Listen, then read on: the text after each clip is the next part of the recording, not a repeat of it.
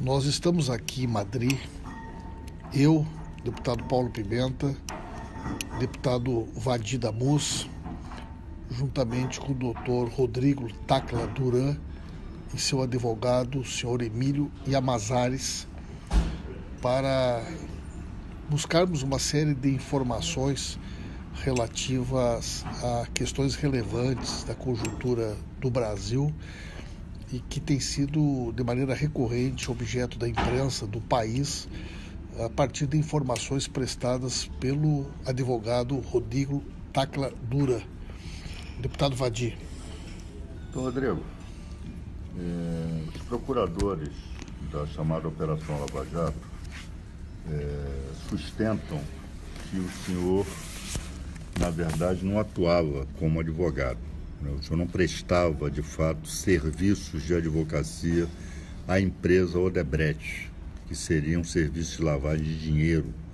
O senhor pode esclarecer essa afirmação para nós? O senhor efetivamente prestava serviços de advocacia para a empresa Odebrecht?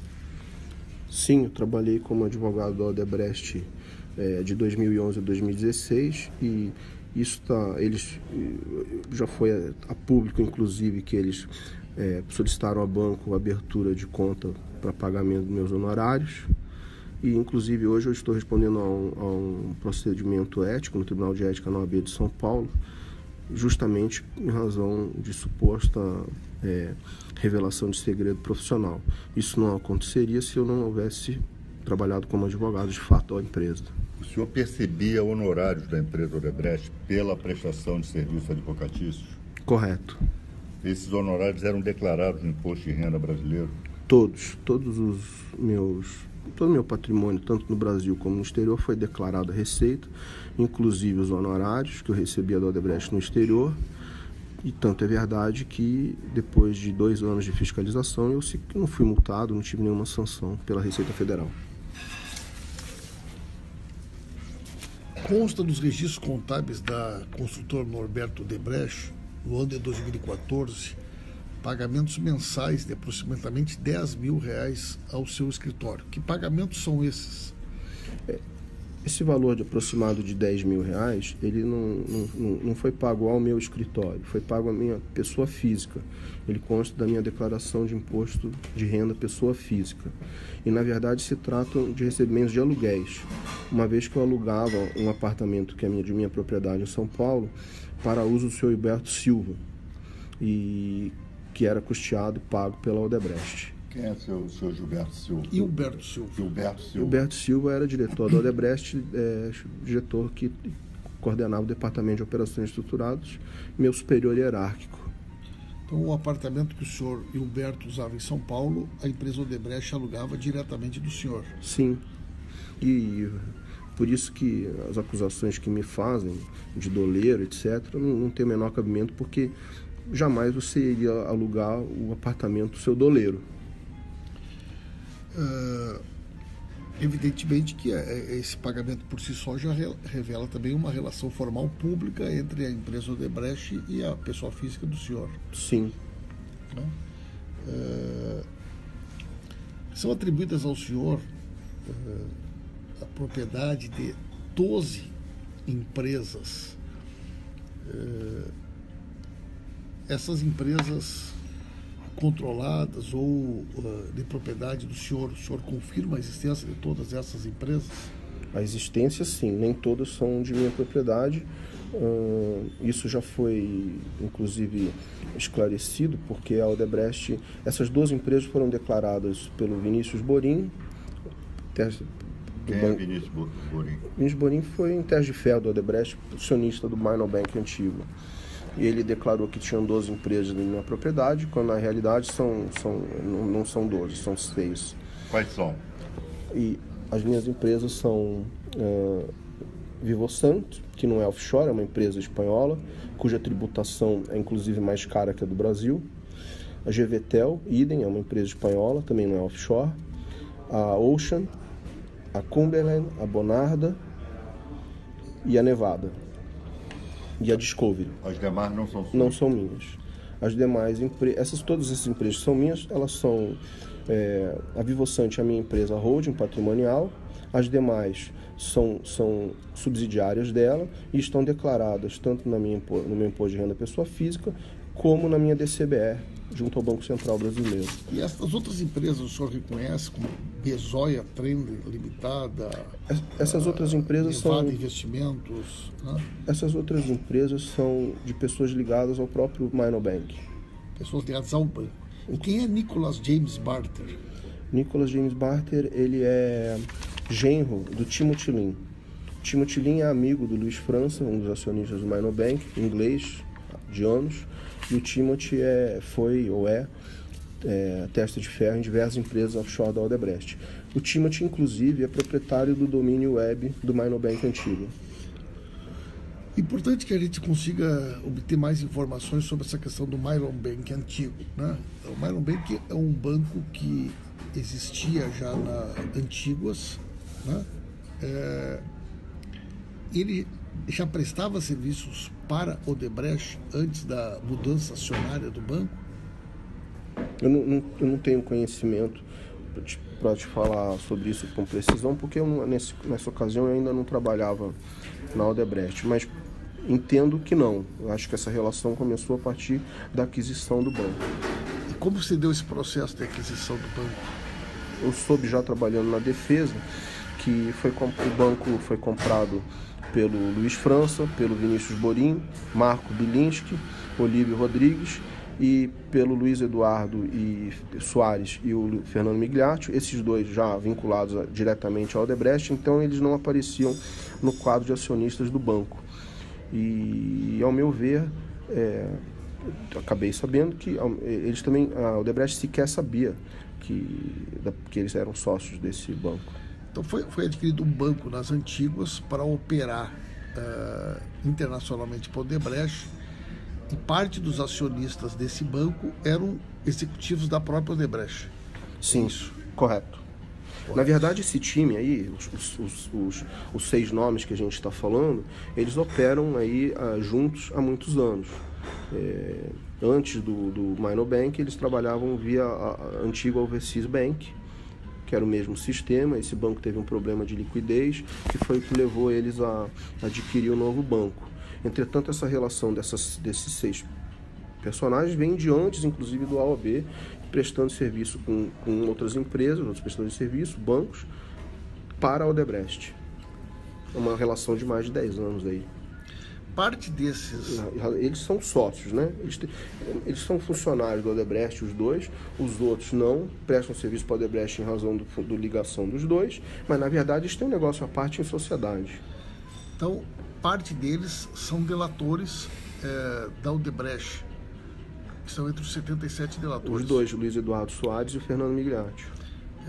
Os extratos apresentados pela Odebrecht na sustentação das delações emitidos pelo Minobank... Não foram emitidos pelo Minobank. Não? Não. Aqueles extratos não são do padrão do banco.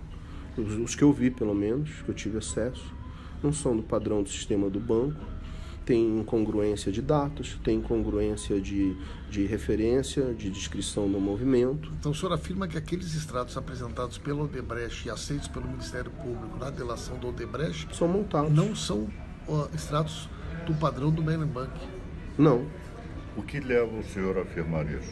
Porque eu tenho as minhas contas no Minobank foram declaradas. Eu tenho os extratos verdadeiros, como o sistema emitiu os extratos.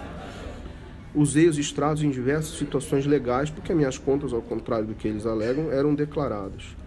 E me estranha muito o Vinícius ter declarado que as contas minhas são, vamos dizer, irregulares, porque ele tem perfeito conhecimento que o dinheiro chegava na minha conta no Minobank Antigua via Banco Central do Brasil. Debitava a minha conta no Banco Itaú, eu enviava o contrato de câmbio fechado com o Banco Itaú para ele, e ele sabia muito bem que essa conta era de minha propriedade. Inclusive, eu sempre documentei isso.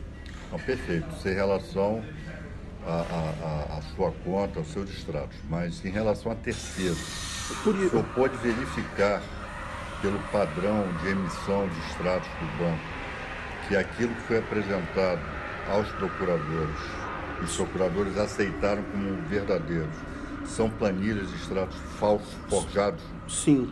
Além da divergência com o extrato verdadeiro, que são, por exemplo, os que eu tenho da minha conta, tem outras incongruências, como, por exemplo, movimentação na mesma data, quando as pessoas já estavam presas e o sistema do banco travado, ou seja, não era possível ter movimentação. Exemplo de casos concretos que o senhor pôde constatar ao verificar esses documentos? Um dos inquéritos que está ocorrendo no Supremo Tribunal Federal, uma das contas, um dos anexos apresenta um extrato que tem numa determinada data que tem um saldo positivo. No outro anexo, no mesmo, juntado por um delator, no mesmo inquérito, o extrato está com saldo negativo, com a mesma data. Ou seja, delatados eram o deputado Pedro Paulo, o ex-prefeito do Rio de Janeiro, Eduardo Paes, e, se não me engano, o senador Humberto Costa. Esse extrato só poderia ser verídico se houvesse esses extratos, na verdade, poderiam ser verídicos se houvesse movimentação, se houvesse ocorrido movimentação nessa data, no mesmo dia entre a emissão de um extrato e outro. Entretanto, essa movimentação é impossível. Primeiro, que a conta tinha que estar bloqueada devido aos crimes, e de fato está. Segundo, que o beneficiário das contas que poderia movimentar estava detido em Curitiba. Terceiro, que ninguém movimentava mais dinheiro ou contas nesse banco porque o sistema estava totalmente travado. Então é impossível haver movimentação nessa data. Então nós poderíamos chegar à conclusão de que trata-se de uma tentativa de comprometer essas pessoas. Sim, como em relação a mim próprio. O que eu pergunto é o seguinte: se fosse fornecido a documentação original do Mail Bank, ficaria evidente que os extratos apresentados são falsos. Correto. Entretanto, o sistema do banco também foi fraudado. O sistema do banco? Também foi fraudado para impossibilitar o tracking do dinheiro. Na medida que sócios do banco são também executivos do Odebrecht. Aí havia um interesse duplo. Primeiro, em atender não sei se em primeiro lugar ou em segundo lugar, mas um dos interesses era atender a empresa. Qual era o interesse da empresa? Cortar o tracking do dinheiro. O dinheiro entrava, vamos dizer, a origem do fundo era da Odebrecht e tinha saída para um determinado PEP estrangeiro, ou o que seja. Com a fraude que foi feita no sistema, seria inviável, e é inviável, se rastrear o dinheiro do momento que entrou, que seria a origem Odebrecht, a saída, vamos dizer, ilegal. Então não dá para dizer que a saída ilegal que aconteceu é de origem da Odebrecht. Esse tracking foi cortado. E outro interesse aí que também existe, então, é o interesse deles próprios, porque é evidente que havia dinheiro nessas contas, né? E ninguém vai lá reclamar. E eles tiveram 8 meses entre a delação do Vinícius e a intervenção no banco para movimentar. E mesmo antes da delação, houve um tempo que poderia haver movimentação. O suposto pagamento ao primeiro-ministro antigos teria por objetivo também omitir informações a respeito da movimentação do Main Bank? A ideia... Aconteceu esse pagamento, efetivamente? Sim, aconteceu. A ideia era brecar a resposta à cooperação jurídica formulada pelo Brasil. A respeito da movimentação do Main Bank? Correto. No caso da suspeita de que em determinadas delações são omitidas informações a respeito de contas, como uma estratégia de negociação, onde o delator recebe determinados benefícios, entre eles a proteção de contas, né? Envolve também essa movimentação de recursos no Main Bank? Sim, tem contas no Main Bank que, por exemplo, eu não vi reveladas na delação do Vinícius. Por exemplo? Isso é da própria Polícia Federal já constatou. Por exemplo, de uma pessoa que é vinculada ao presidente do Panamá, Michele Lasso. Não foi vinculado ali. Mas sobre as delações do Brasil, por exemplo, o senhor conhece, ouviu falar na conta Deutora Enterprise Group? Sim, mas Deutora é uma conta que não tinha, é uma offshore que não tinha conta no Minor Bank, ela tinha conta num outro banco nas Ilhas Cayman. E a Shellbill também operava nas Ilhas Cayman também? Não, a Shellbill, se não me engano, era a conta na Suíça. A Deutora era vinculada a quem? João Santana. Publicitário? Isso. Publicitário João Santana e a mulher, né? Sim. E essa conta Deutora, ela não aparece na delação da Mônica Moura e João Santana? Não que eu tenha conhecimento. Pelo tudo que eu li em público, não vi nada mencionando. E a conta Alpha International Corp, o senhor conhece? Não, essa não. E a Shellbill? Shellbill fazia parte de uma planilha que pediram para eu fazer um estudo e buscar os beneficiários finais. E além da Shellbill, apareceu alguma outra conta nesse estudo da planilha que o Sim, senhor fez? sim, a Deutora e mais duas. Uma pessoa física e uma outra jurídica. E eram especificamente sobre João Santana? Essa planilha são de contas vinculadas a pagamentos ao João Santana. E essa planilha envolvia 4 contas. 4 contas. É. E na delação aparece só Shellbill. Até hoje eu só vi a Shellbill. As outras 3 contas não apareceram. Não. Mas nessa planilha que o senhor Sim. elaborou, elas aparecem. Não fui eu que elaborei. Foi alguém do Departamento de Operações Estruturadas, uma das moças lá, não me lembro, acho que a Ângela, não me lembro. Eu tenho o arquivo eletrônico original. O senhor tem o arquivo eletrônico original dessa planilha? Sim, tenho. Que envolve as 4 contas? Sim.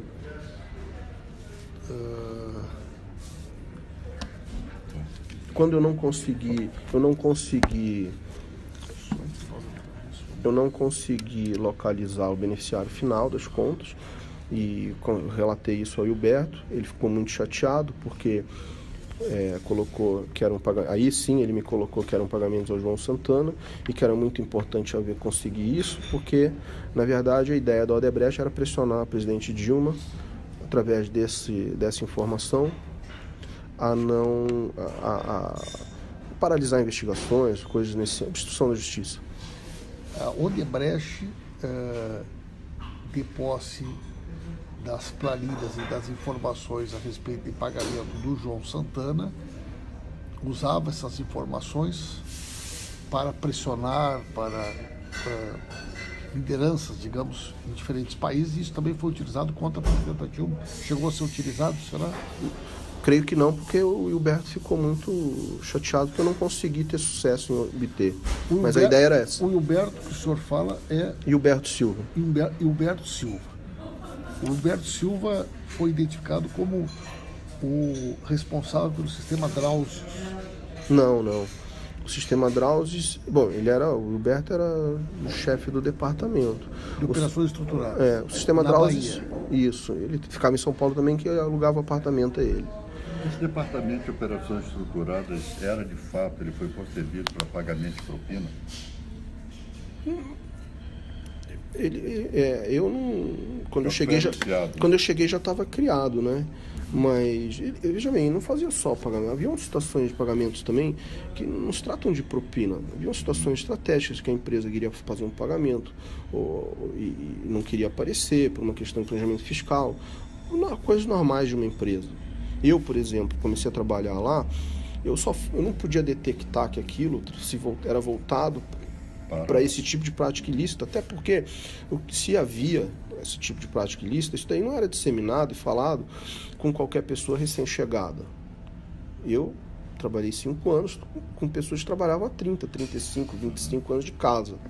Claro, a partir de um determinado momento você cria uma confiança, etc. Mas eu poder dizer que em 2, 3 anos sabia, não, porque eu via uma série de operações de planejamento fiscal, operações normais da vida, do dia a dia de uma empresa. O Hilberto não era o responsável pelo Drauzes? Não, o Drauzes foi quem era o responsável, era o irmão do Luiz Eduardo. Explica para nós o que é o Drauzes.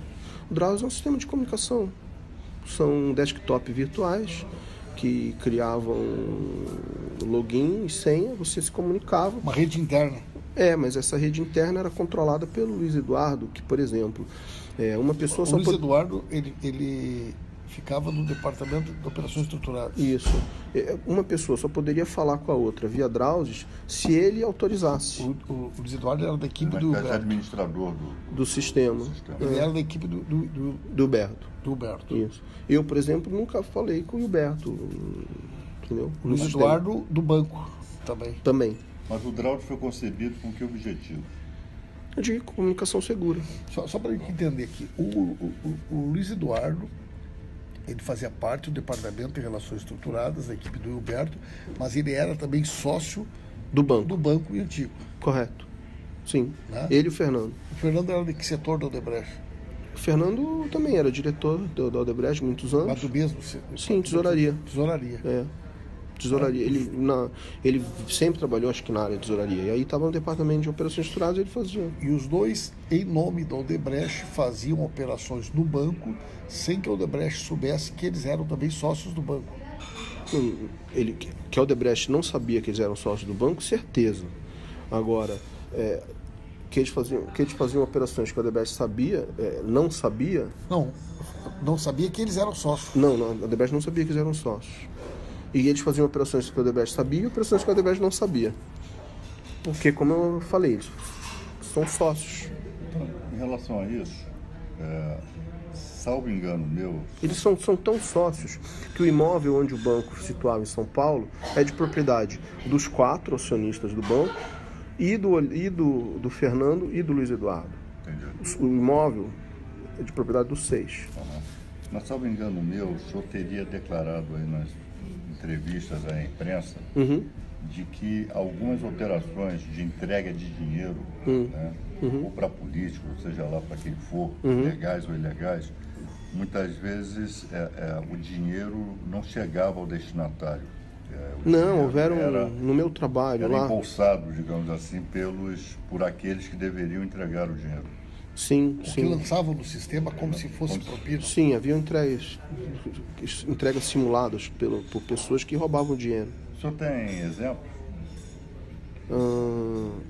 De dinheiro físico? Dinheiro em espécie? Uma operação, um dinheiro que seria destinado ao político X. Consta no Drauzes lá uma autorização de pagamento para alguém, mas na realidade isso era uma simulação para que o próprio executivo ficasse com o dinheiro. Veja bem, eu não posso assim... Um caso que chamou a atenção é que foi solicitada a entrega houve uma discussão muito grande em relação a Leandro Azevedo. Quem é Leandro Azevedo? Leandro Azevedo era ele é um diretor da Odebrecht responsável pelo Rio de Janeiro. Pra falar a verdade, não sei exatamente a função dele, mas ele trabalhava no Rio de Janeiro, era responsável por esse tipo de obras, etc. lá. O que aconteceu ali é que eu presenciei uma discussão entre o Álvaro Novis e Luiz Eduardo e Fernando Migliaccio, num almoço, que o Álvaro reclamou que a pedido da entrega foi que ele teve que entregar recursos dentro do escritório do Odebrecht, na mão do Leandro Azevedo. E que eu não sei qual o valor, nada, porque eu vi a discussão, mas não era um assunto meu, e eles também não foram tão transparentes, justamente por eu estar na mesa do almoço. Mas ficou claro que eles ficaram muito assim aborrecidos e transpareceu que na verdade esse dinheiro foi para lá e ficou com uma pessoa e não foi. E eles achavam que estava ali acontecendo algum tipo de desvio. Uma última pergunta sobre esse assunto. O sistema MyEBD é um sistema que até agora ele não apareceu de maneira integral. Já ocorreram várias solicitações de acesso a esse sistema, e que nesse sistema possivelmente estão registradas todas as movimentações contábeis, legais e ilegais da Odebrecht no mundo inteiro. O senhor tem ciência da existência desse sistema E como é que ele funcionava? Sim, quando eu estava trabalhando já na triagem de informações para a defesa da empresa, porque muitas informações, antes de ser passadas aos advogados constituídos, né, internamente, a gente fazia uma triagem. Alguns advogados da empresa, no caso eu, Dr. Gideon, Dr. Marco Simões e outros advogados. E os próprios funcionários, diretores. E nesse trabalho, eu não conhecia o sistema MyWebDay. Nesse trabalho que eu estava fazendo, aí me informaram que havia esse sistema e que esse sistema se tratava da contabilidade, era um sistema de contabilidade da empresa.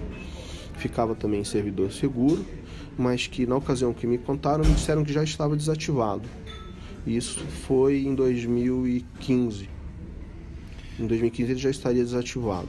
O MyWebDay ficava hospedado aonde? No exterior também. No exterior. Sabe aonde? Que eu saiba, na Suíça. E o Drauzio? Também. Também. Mas estas planilhas que têm sido apresentadas como extraídas do MyWebDay, o senhor acha que sem o acesso ao sistema original é possível afirmar que elas são verdadeiras? A exemplo do que foi feito com os extratos do banco de antigas? Sem acessar o sistema,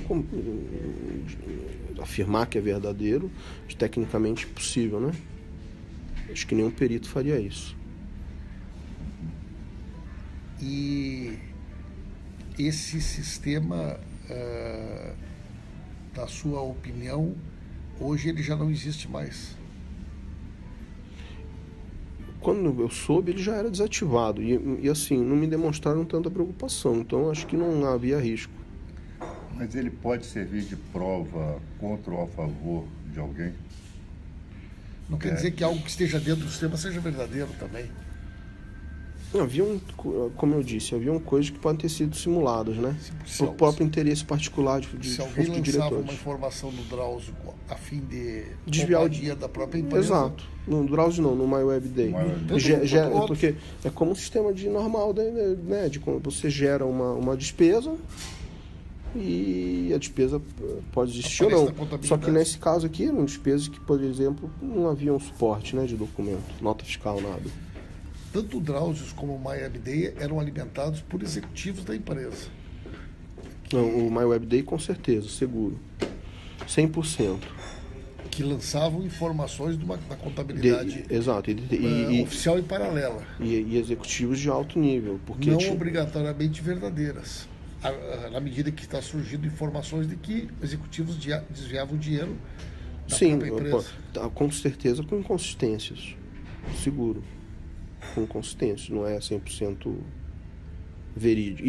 Isso sem nenhum tipo de fraude no sistema, havia a questão de ter inconsistência por lançamento individual. O MyWebDay deve ter também registrado operações para além das relações da política, com o mundo jurídico, ele tem de comunicação. Era um sistema de contabilidade, então ali consta, acredito que tudo. O MyWebDay. O Drauzio é um sistema de comunicação que... Uma espécie de WhatsApp, né? Seguro. Uma espécie de... Seguro. Tinha um chat, tinha um e-mail. Agora, doutor Rodrigo, queria saber mais detalhes da sua situação jurídica. O senhor foi delatado.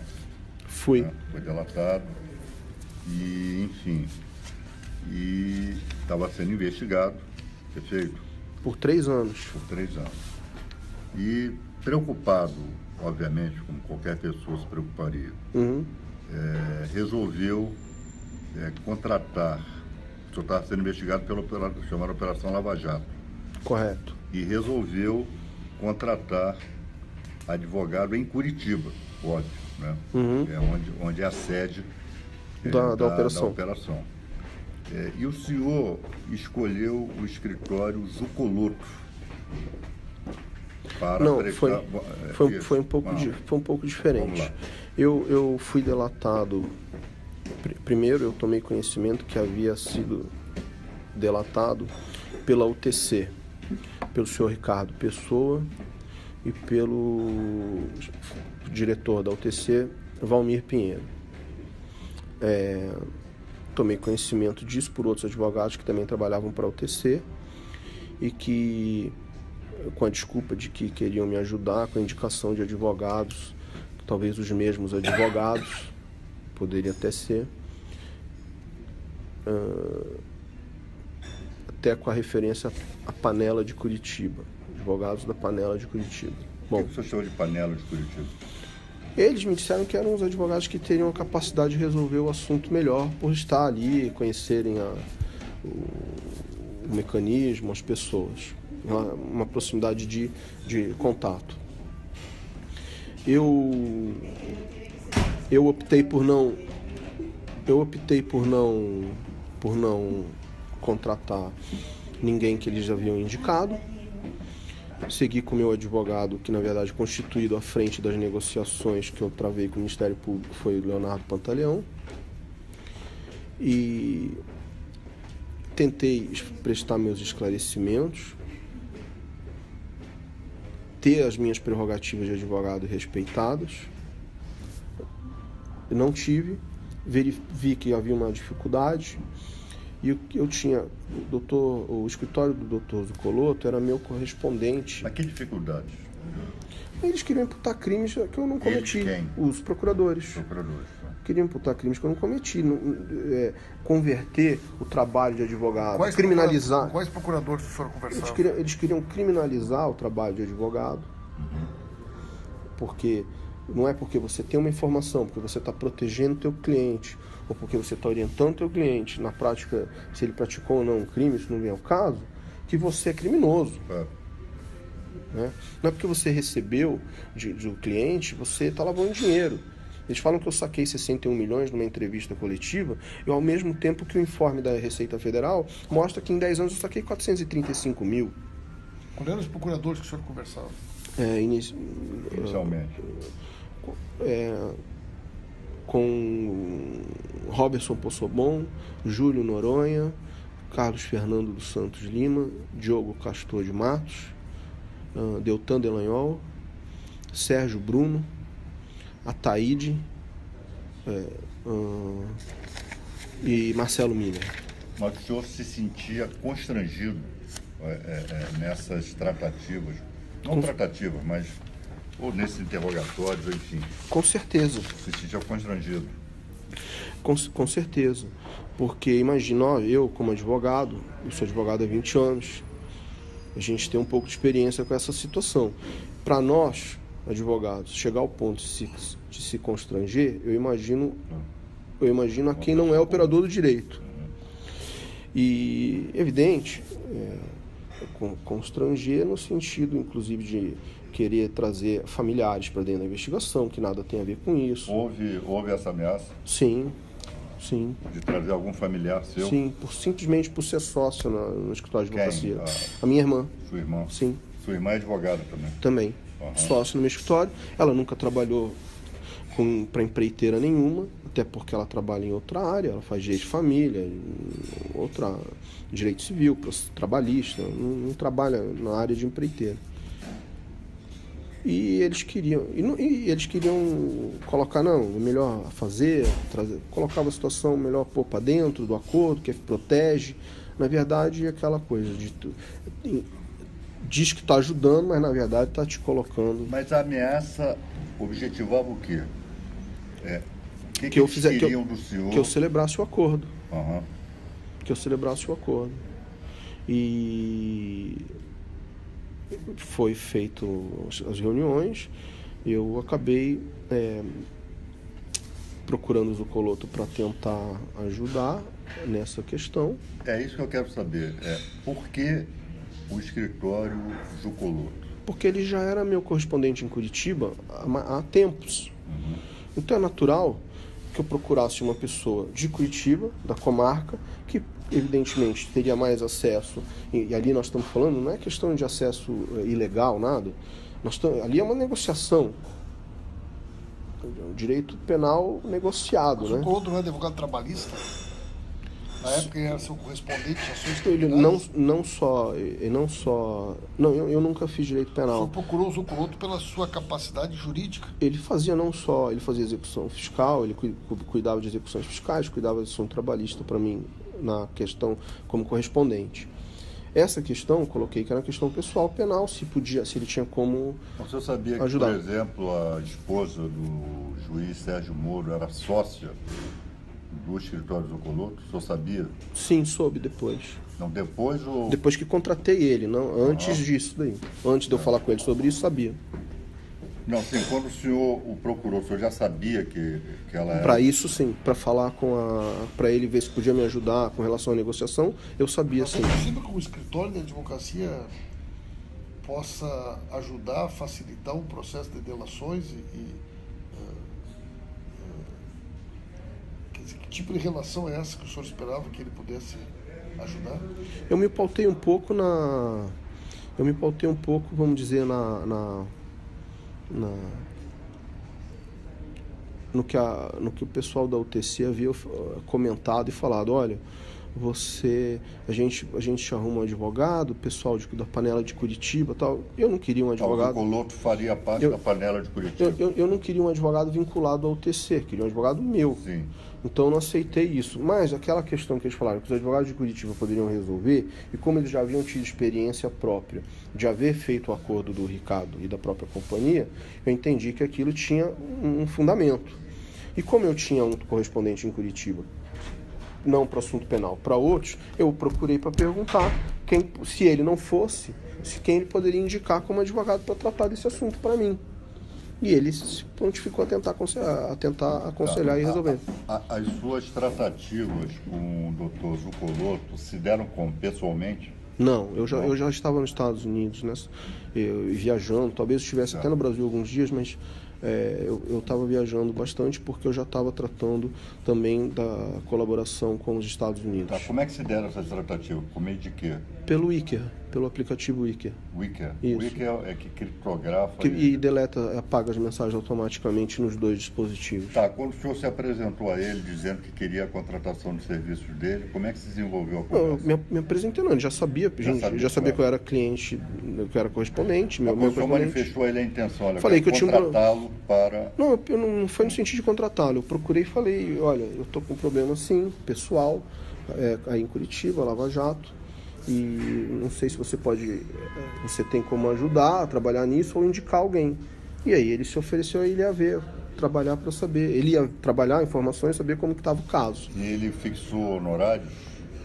Depois de não, a priori não, ele ia levantar como estava o caso. Antes disso, essas tratativas que o senhor teve com ele, o senhor pode comprovar que elas efetivamente existiram? Eu tenho as mensagens, eu fotografei as mensagens. O senhor fotografou as mensagens? Sim. Sim, mas vamos lá. Qual é o conteúdo dessas tratativas? Que olha, o senhor está contratando serviços advocatícios. Então há... A priori eu pedi para ele, consultei ele falou que ia verificar se havia possibilidade. Não falamos em honorários. Certo. No segundo Mas momento... verificar o quê? Verificar se havia possibilidade e condições de fazer o acordo da maneira... Como é que ele ia verificar isso? Conversando com os contatos dele. Eu entendi que era o pessoal da Procuradoria, uma tratativa, negociação normal.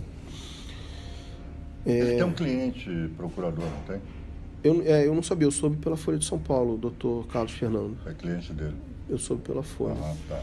E Carlos Fernando Santos Lima. E aí, então, conversamos sobre isso. Ele ficou de verificar, aí ele verificou, deu retorno, falou que havia possibilidade de reduzir a multa que estavam propondo e que então pagaria 1/3 da multa no acordo e pagaria outro terço como honorários para ele. E a partir daí a gente faria a minuta, essas coisas. Sim, mas formalizaria um contrato de prestação de serviços honorários? Não, com ele isso não. Ele não quis? A princípio ele deixou claro que não. Como é que eu também não avancei nessa conversa porque de fato eu não fiquei satisfeito com o que estava sendo proposto. Não em questão de valores, mas em questões pessoais, porque eu continuava tendo minha atividade criminalizada como advogado, continuava tendo penas sobre coisas que eu não havia, sendo acusado de coisas que eu não havia cometido, e isso por princípio eu não aceitava. Então, como eu não aceitava essa questão pessoal, eu nem me preocupei na questão financeira. Mas esse terço que seria destinado ao pagamento de honorários dele, como é que isso seria feito? Não, ele pediu. Seria formalizado? Não, informal. Ele, a princípio, pediu informal. Informal, ou seja, por fora? Por fora, isso. Que valor seria isso? $5 milhões. E esses $5 milhões seria o quê? Para ele, para viabilizar o acordo? Exato, como a título de honorários. Não, sim, mas ele precisaria desse... Isso era para ele? Ele, a princípio, foi a forma que ele colocou. Uhum. Se ele iria usar de outra forma, eu não sei. Tem como nos disponibilizar cópia desse diálogo que o senhor teve com o Dr. Zuccolotto? Sim, eu submeti a perícia aqui no exterior. Está sendo periciado. E eu entrego. Essas tratativas que o senhor buscou o auxílio dele para melhorá-las, eram feitas com qual procurador? Os termos com quem ele falou? Eu não.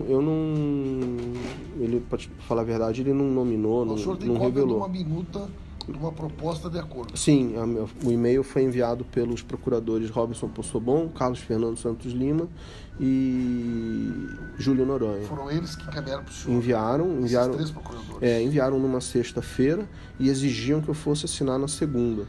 Isso antes ou depois da conversa com o Zuccolotto? Depois.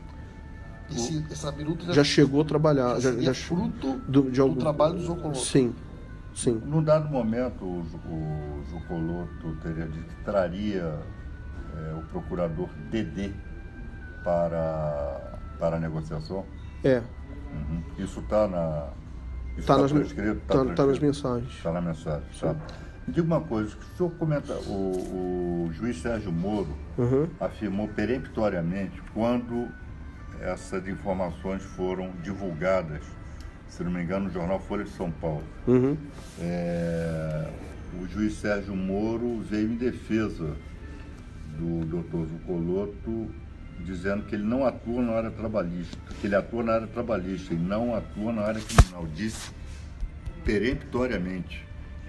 O que o senhor tem a comentar a esse respeito? Olha, no site do escritório do Dr. Zuccolotto tem no portfólio que ele atua sim na área criminal. Tá. E disse mais o juiz Sérgio Moro, estou abrindo aspas aqui, o relato de que o advogado em questão, Zuccolotto, teria tratado com o acusado foragido Rodrigo Tacla Duran sobre acordo de colaboração premiada é absolutamente falso. Ou seja, esse documento que o senhor tem da troca de e-mails e a conversa registrada com o Dr. Zuccolotto desmentem o Dr. Sérgio Moro? Não, primeiro, eu não troquei e-mails com o Dr. Zuccolotto sobre esse assunto. Sobre esse assunto, troquei as mensagens no Wicker. Há e-mails do meu escritório trocados com o Dr. Zuccolotto de anos, em razão dos trabalhos que ele prestava para o meu escritório como correspondente. Então me refiro ao e-mail dos procuradores. E-mail dos procuradores é absolutamente verdadeiro. Saiu da rede do MPF. Está assinado? Sim, com cópia 3 procuradores, com copiado 3 procuradores, copiado meu advogado. Meu advogado me encaminhou. Isso é importante. Esse e-mail veio anexo. Depois das trocas de mensagens com o Zuccolotto. Sim. Digamos então que se tivesse sido aceito, teria sido subentendido aceito também os termos propostos pelo Zuccolotto. Sim, foi depois. Eles me encaminharam o e-mail O senhor não aceitou? Aliás, na verdade, eles enviaram e-mail. Meu advogado me encaminhou um e-mail. Nesse e-mail constavam 3 procuradores, são os 3 que eu falei, e o meu advogado. O senhor não aceitou? Não aceitei. Por quê? Porque... Continuava ainda continuavam... criminalizando a sua atividade. Exatamente. Eles não consideravam, simplesmente não consideravam que o meu patrimônio, as contas que eles diziam que havia irregularidade eram de fato declarados. Falavam que eu sacava dinheiro, minhas contas não tem saque. Que eu recebia de cliente, sacava e devolvia para cliente. Isso não aconteceu. E, doutor Rodrigo,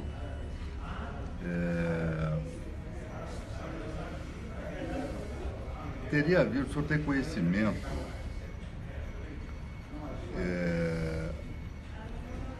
o senhor tem conhecimento que o procurador Possobon ameaçou com nova prisão o executivo da UTC, Ricardo Pessoa, né, para que ele fosse obrigado a dizer que seus trabalhos eram ilícitos?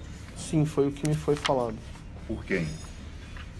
Pelo advogado, pelo Dr. Ivan Carratu. Dr. Ivan Carratu, quem é? É advogado também da UTC. Uhum. Ou seja, depois eu vim a saber que isso de fato se confirmou, porque nessa ocasião que ele me contou, isso aí ainda estava sob sigilo. Entretanto, quando foi pedida a minha prisão, eu tive acesso aqui na Espanha a cópia cópia dos autos, pelo menos ao que chegou aqui na Espanha. E aí nesses autos constam, por exemplo, uma complementação de delação premiada com declarações do Ricardo Pessoa, do senhor Ricardo Pessoa e do senhor Valmir Pinheiro. Essas declarações foram feitas no endereço do escritório da própria UTC, sem a presença de qualquer autoridade policial ou do Ministério Público. Subentende-se, então, que estavam sentados na mesma mesa, sem qualquer autoridade, os 2 delatores e os seus respectivos advogados. Diga-se de passagem, uma das advogadas deles também é advogada da Odebrecht. Qual é o nome? Doutora Carla Domênico. Carla Domênico. E na qual, basicamente, eles afirmam que parte do que eles me pagaram eu devolvi a eles em dinheiro, como perguntados pelos advogados deles próprios, eles responderam que eu ia regularmente, a cada determinado tempo, à garagem do prédio da UTC. E isso é mentira. Eu nunca estive no prédio da UTC. Gostaria até, se possível, ter oportunidade, porque até hoje meu processo não tem inquérito policial, não tem investigação. Eu gostaria de ter oportunidade de submeter meus telefones para que fossem verificados, que eu nunca estive nessa região da UTC.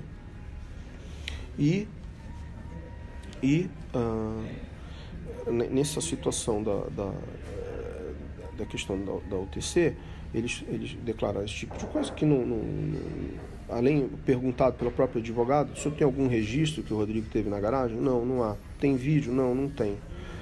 Outra pergunta que eles fazem lá, os próprios advogados ao Valmir: o senhor sabe como é que o Rodrigo transformava ou convertia ou arrumava o dinheiro em espécie? Ele responde que não sabe, que nem nunca teve interesse em saber. Então, juntam documentos, que são quais documentos? Os meus recibos da Sociedade de Advogados, que tiveram impostos retidos, quer dizer, documentos que não são nenhum plus, não são nenhuma prova que o Ministério Público não tivesse. Né? Por exemplo, me chama muito a atenção que são documentos muito menos valiosos, muito menos importantes, aos que eu propus ao Ministério Público entregar quando tentava fazer o meu acordo. Entretanto, eram documentos que desconstituíam essa versão que o Ministério Público criou, em muitos aspectos.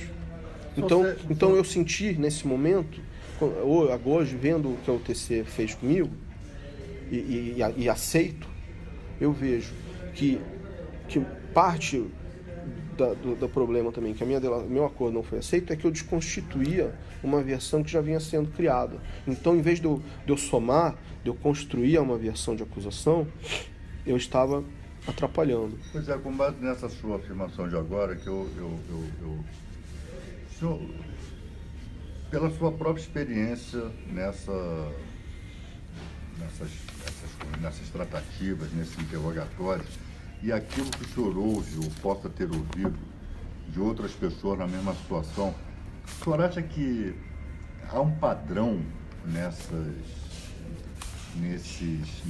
tentativas de obtenção de delação, um padrão de selecionar aquilo que interessa, aquilo que não interessa, do ponto de vista da verdade que a operação quer construir? Sem dúvida, sem dúvida. Por exemplo, no meu caso, como eu trabalhei muito para o Odebrecht no exterior, eu tinha uma situação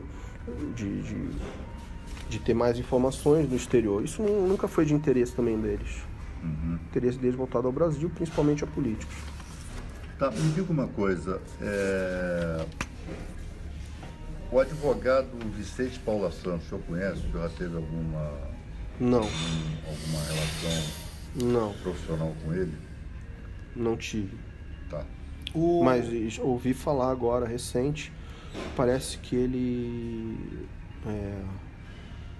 foi sócio do Zucoloto, ou tem escritório no mesmo endereço, algo assim, e também defende o procurador, ou defendeu o procurador Carlos Fernando. O senhor teve algum contato com o procurador Marcelo Miller? Sim, ele esteve presente em uma reunião em Curitiba, nas negociações. O procurador Marcelo Miller não era da equipe de Curitiba? Não, ele era de Brasília. Mas participavam das conversas com o senhor? Participaram de Brasília o Dr. Marcelo Miller e o Dr. Sérgio Bruno. Dr. Sérgio Bruno. Sim, eles participaram a partir da segunda ou terceira reunião que eu tive, não me lembro bem, mas a partir do momento eles participaram sim, porque eles haviam interesse em saber se eu teria como alguma informação ou situações que envolvessem pessoas de fora privilegiado. Marcelo Miller, no caso... Foi essa a justificativa que me deram para que eles estivessem presentes na reunião. O Marcelo Miller, o senhor recorda de alguma questão especial da participação dele nos depoimentos que foram prestados pelo senhor ou nas conversas? Sim, eu comentei como eu havia iniciado uma negociação, eu procurei ser primeiro mais leal e mais franco possível. E nesse meio tempo, entre uma reunião e outra com a Procuradoria, eu havia sido chamado para uma reunião na Odebrecht. E para que não houvesse, com advogados do Odebrecht, para que não houvesse nenhuma dúvida do meu espírito leal, de querer colaborar, etc., prestar os esclarecimentos e resolver a situação, eu comentei a eles nessa reunião que eu havia sido convocado uma reunião na Odebrecht. Eu não queria deixar que eles soubessem de outra forma e parecia que estava enganando. Então eu comuniquei. Quando eu comuniquei, eles, Marcelo Miller e o Sérgio Bruno, deixaram claro que eles tinham interesse em saber o teor e o conteúdo dessa reunião. Eles queriam que o senhor gravasse a reunião? Marcelo Miller. Mas chegou a falar formalmente? Sim, Marcelo Miller falou para gravar. Com os advogados, a reunião que o senhor teria com os advogados? E aí eu falei, mas reunião de advogados, doutor. Nisso o Sérgio Bruno foi um pouco contra, ele se mostrou contrário ao que havia sido proposto e falou, não, você vai lá e conta para nós depois. Mas ele chegou a pedir para o senhor gravar a conversa com os advogados? O Miller, sim. O Miller, procurador Marcelo Miller. Sim. Perfeitamente. Quem é o senhor Orlando Martello? Procurador também? Acho que ele é um dos procuradores. O senhor não teve nenhum contato com ele? Nunca. Os senhores Diogo Castro e Rodrigo Castro? Diogo Castor de Matos, ele foi o procurador que atendeu o primeiro telefonema do meu advogado, Leonardo Pantaleão. Ele atendeu o telefonema e foi com ele que o Leonardo marcou a primeira reunião. O Diogo Castor. Diogo Castor foi o primeiro contato que o senhor... Inclusive ele falou para o meu advogado assim, não, mas o seu cliente vem aqui contar historinha ou vem aqui confessar crime? Porque se for vir aqui contar historinha, não precisa nem vir. Ah, foi assim? O Diogo Castor e o Rodrigo Castor...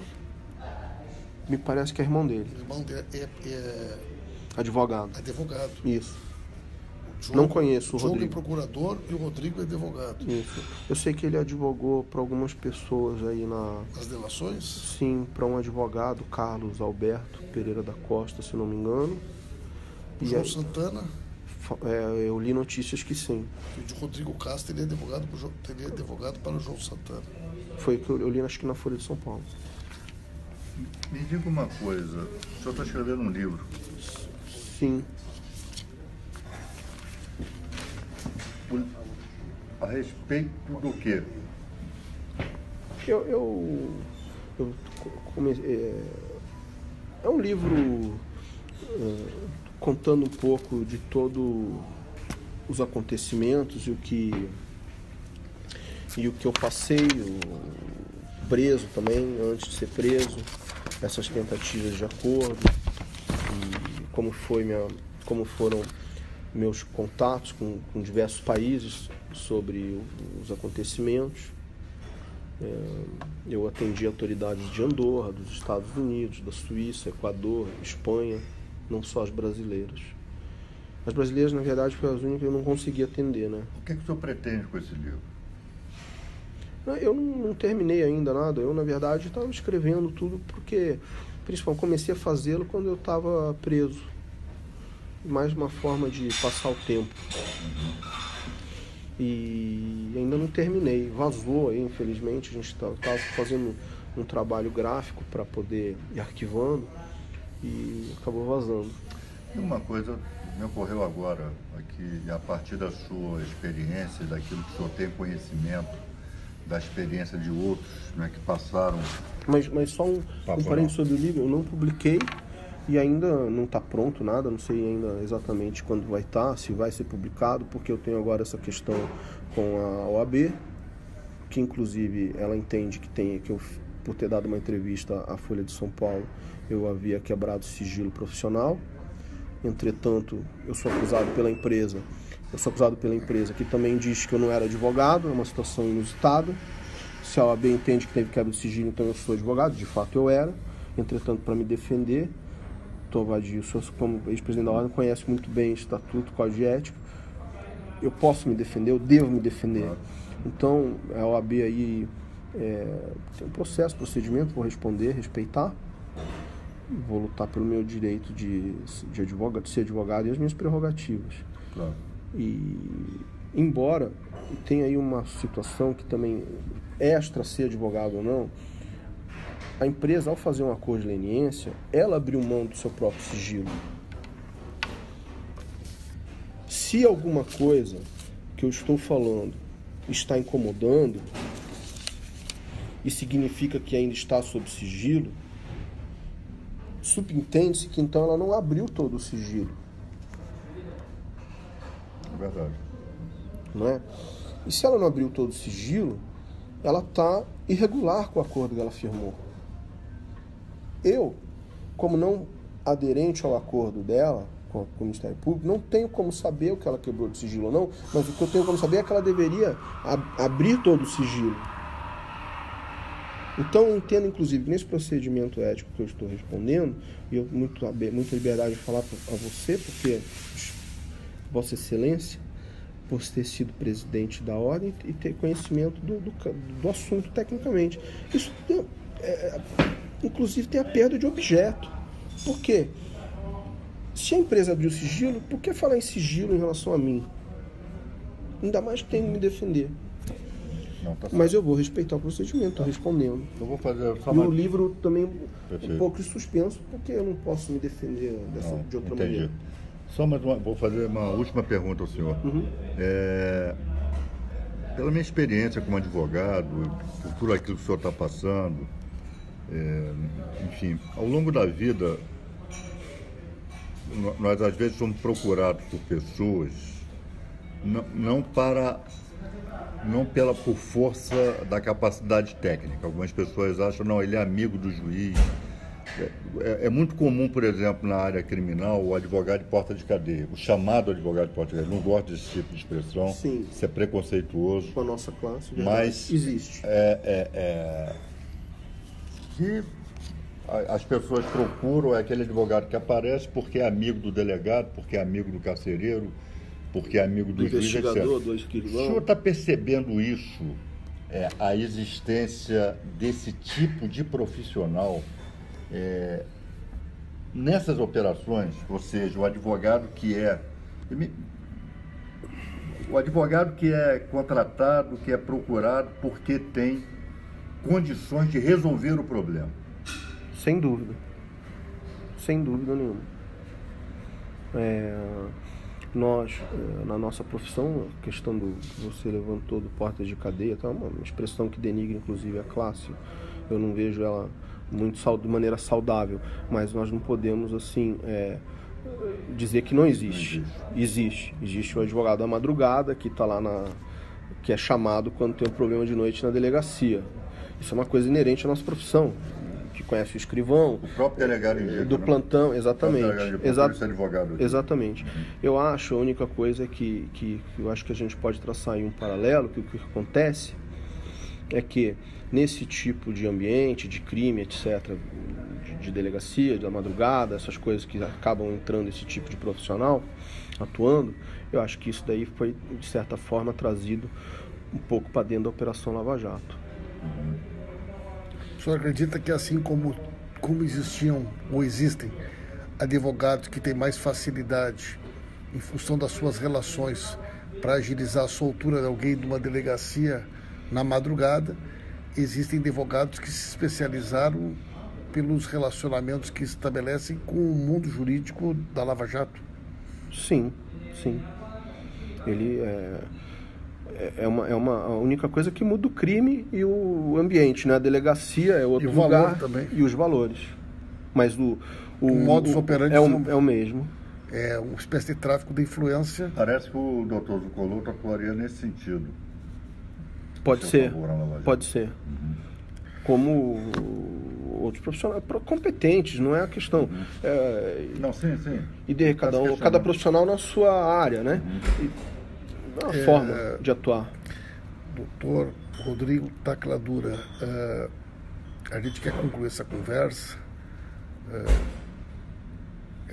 dizendo da importância das questões que foram colocadas, a denúncia, né, de que planilhas, de que extratos que suportam, né, a delação da Odebrecht são documentos que foram elaborados para a delação, não o contrário, ou seja, a delação estar sustentada em documentos previamente existentes, revela o modus operandi que também ocorreu na delação da JBS, possivelmente da UTC, que, enfim, né, o senhor que teve a oportunidade de prestar depoimentos nos Estados Unidos e em outros países, consegue perceber essa distinção entre procedimentos investigatórios do Ministério Público, dos órgãos governamentais do Brasil e de outros países? Sim, sem dúvida. Eu atendi diversos países na qualidade de testemunha. Em alguns deles, a condição de testemunha teve que aguardar uma certa maturação entre o que era informação privilegiada, no sentido de eu haver sido advogado, até para não contaminar o caso, porque seria uma prova nula, e a partir de determinados parâmetros, respeitadas as prerrogativas de advogado, poderia ser testemunha. E como de fato aconteceu. Eu vejo que alguns países, no caso que eu tive, têm a mesma legislação de acordo, como outros não têm, que o Brasil não tinha, né? E a justiça não deixa de ser eficaz ou não por conta da legislação do acordo.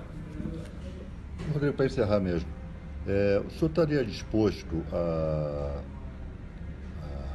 depor publicamente, né, perante órgãos brasileiros acerca de tudo que foi relatado aqui? Sim, eu sempre tive à disposição.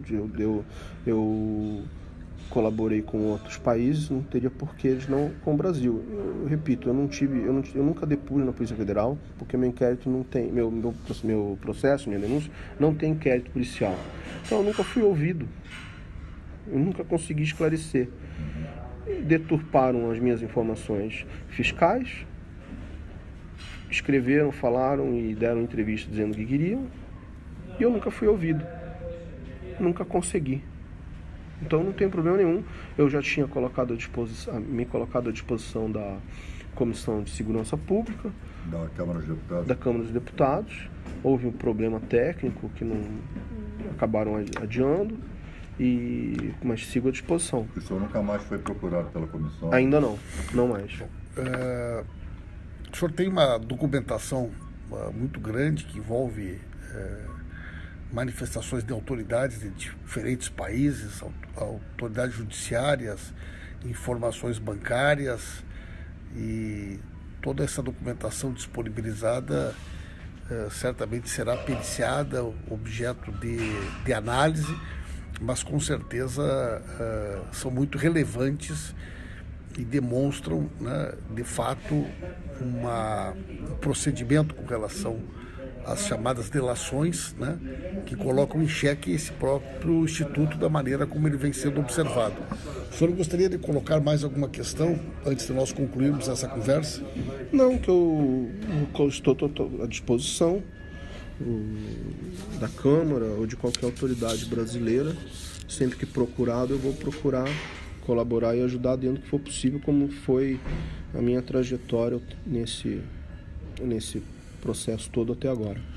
Quero agradecer então, doutor Rodrigo, doutor Emílio. Só uma questão, deputado. Porque a questão que falam aí, foragido, etc. Veja bem, eu vejo as delações, os acordos de colaboração, delações feitos no Brasil, aí vendo como advogado, que isso se tornou um instrumento de defesa lícito, válido, todo mundo pode se defender como deve, mas para se defender de uma prisão preventiva, na maioria das vezes arbitrária e ilegal. Eu até tentei essa via do direito como um dispositivo de defesa. Entretanto, diante do que, como caminharam as coisas com o Ministério Público Federal,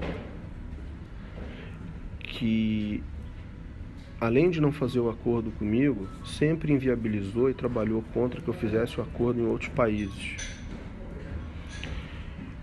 Diante desse quadro, eu, como advogado, tracei a estratégia que eu passei a usar, e eu fui usar a extradição como procedimento jurídico válido, regular, um instituto que é reconhecido na legislação em diversos países como defesa a uma prisão preventiva ilegal e arbitrária.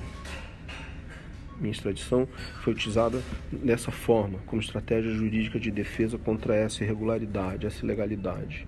Não sou foragido, tenho meus passaportes em mãos, posso viajar para onde eu quiser, quando eu quiser. Respondi a todos os processos aqui na Espanha, a carta rogatória, a todos os procedimentos de cooperação internacional de outros países. Eu só não posso viajar porque eu sou ameaçado pelas autoridades brasileiras de quererem insistir em fazer uma detenção ilegal, preventiva. Depois de responder. Preventiva o quê? Depois de responder a tudo isso que eu respondi. Eu não estou fugindo, tenho endereço, tenho domicílio, profissão. E se eu fosse foragido, a Justiça Espanhola teria me prendido. Eu não sou foragido. Eu só queria deixar esse registro claro. E se pudesse, eu iria à Câmara dos Deputados pessoalmente. Não vou por isso. Então, para atender a qualquer autoridade, etc., nesse momento, porque a 13ª Vara de Curitiba insiste nessa ilegalidade, eu tenho que, infelizmente, fazer essa colaboração ao meu país, à distância via videoconferência. Muito obrigado, doutor Rodrigo. Muito obrigado, doutor Emílio, deputado Vadir Damus. Nós estamos concluindo, então, essa nossa conversa, esse nosso diálogo aqui em Madrid, com o doutor Rodrigo Tacla Duran.